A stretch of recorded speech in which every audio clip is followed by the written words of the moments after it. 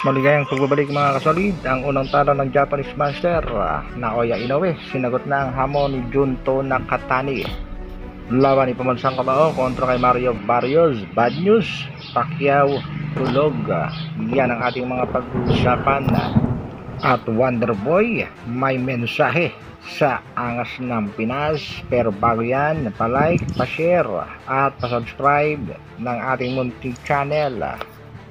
Para sa ating unang balita mga kasolid, kampo ni Junto Nakatani, undefeated Japanese boxer, tila nagmamadaling makuha ang laban kontra nga dito kay Japanese Master Naoya Inoue. Umiiwas daw ang kampo ni Nakatani sa posibleng maging dahilan o alibay ng kampo nitong si Inoue.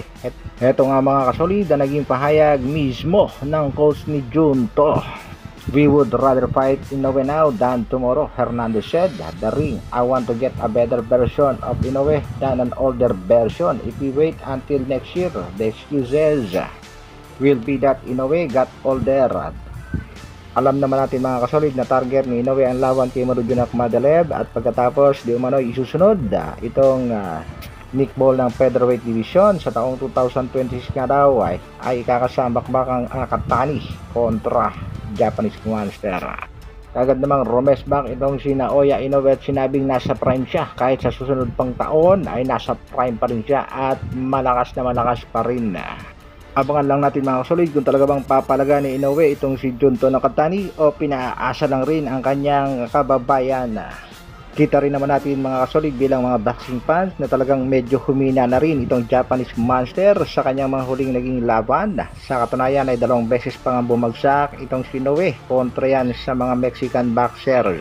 Marami rin ang nagsasabing posibleng dito na matalo si Inoue kay Nakatani. Sa kabilang dako naman, mainit-init pa rin at patuloy pa rin pinag-uusapan ang kontrobersyal na desisyon sa naging laban ng ating pangpatong si Charlie Suarez kontra nga yan kay Emmanuel Navarrete. At isang boxing fans ang napakaganda ang komento. Big shoutout mga kasolid sa boxing fans na si Ludo Bico Miranda. Ito nga kanyang naging pahayag. In boxing, if a fight is stopped due to an injury or other circumstances before 4 rounds have been completed, it is often ruled a no contest. However, the exact number of rounds can vary slightly depending on the jurisdiction of the specific boxing organization sanctioning the fight. If the cut above Emmanuel Navarrete's left eye was caused by a strong drop hook punch from Charlie Suarez and the fight was stopped as a result, the decision would likely be a technical knockout victory for Charlie Suarez. Napakaganda at tumpak na tumpak ang kanyang comment mga kasolid. Dapat talaga panalo si Charlie Suarez kontra Emmanuel Navarrete via technical knockout. Sa kabilang balita naman mga kasolid, ang labang inaabangan sa kasalukuyan, ang laban ni Mario Barrios kontra sa ating pangbatong si Manny Pacquiao. Mga kasolid, pabor ba kayo sa muling pagbabalik ng ating pambansang kamao na si Manny Pacquiao sa ibabaw ng lona kontra Mario Barrios? Alam naman natin 4 years na ang lumipas ng kanyang retirement at ang huling laban niya kontra Dernis Ugas. Medyo hindi nga maganda ang performance ipinakita ng ating pambansang kamao na si Pacquiao, kaya talo siya sa kanyang huling laban sa professional boxing. At sa kanyang naging laban sa exhibition fight kontra sa Japanese na si Yukira Ampo, medyo hindi rin maganda ang pinakita ni Pacquiao.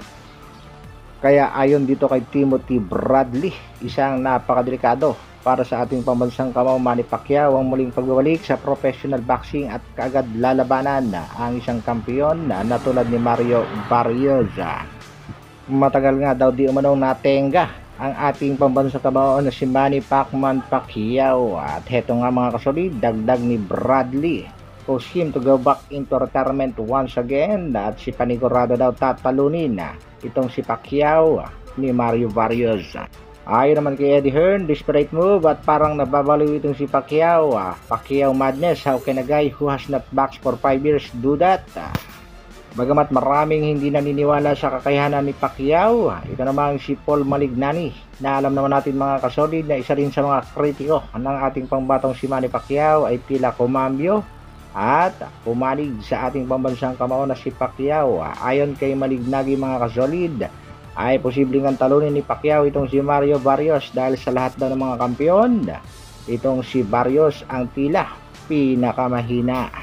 Bigla namang umeksena itong si Floyd Mayweather Sr. Usapang Barrios at Pacquiao, isiningit ang kanyang anak na si Mayweather Jr. Tulog daw si Pacquiao pag muling nakaharap ng kanyang anak na si Floyd Mayweather Jr. And get Conor, and I'm telling you, both of them going to sleep. Isa namang napakagandang na sa ibang bansa sa Amerika ngayon mga kasolid, ang tila love na love si Manny Pacquiao. Tiwala nga ito mga kasolid na kayang-kayang talunin ni Manny Pacquiao itong kampiyon na si Mario Barrios. Isang malupitang komento naman dyan mga kasolid kung sa tingin nyo ay ilang porsyento po ang tsansa ng ating pambansang kamao na si Pacquiao para talunin itong si Mario Barrios. Ayon pa nga sa ilang boxing fans mga kasolid, dapat sa mga exhibition fight na lang lumaban itong si Pacquiao tulad ng ginagawa sa kasalukuyan itong si Floyd Mayweather Jr. Para naman sa ating huling balita mga kasolid, Wonderboy ng Pinas, Carl James Martin, mayroong napakagandang komento kay Angas ng Pinas. Talino po ni Casimero sa pagdating po sa fight. Napakagaling niya mag-adjust para sa mga ganung laban na pinaganda sa pagdating sa prediction lamang tayo mga Pilipino kasi isipin mo, inaatrasan pa siya, nabanggit na inaatrasan talaga siya ni Naoya Inoue. Ayon pa kay Wonderboy, isa si Casimero sa pinakamagaling mag-adjust sa oras na ng laban. Kaya naman, tila kinatatakutan nga ito ng Japanese monster na si Naoya Inoue. Hanggang dito na lang muna mga kasolid. Maraming salamat sa patuloy na pagsuporta at panonood. Pa-like, pa-share at pa-subscribe ng ating channel. Mabuhay!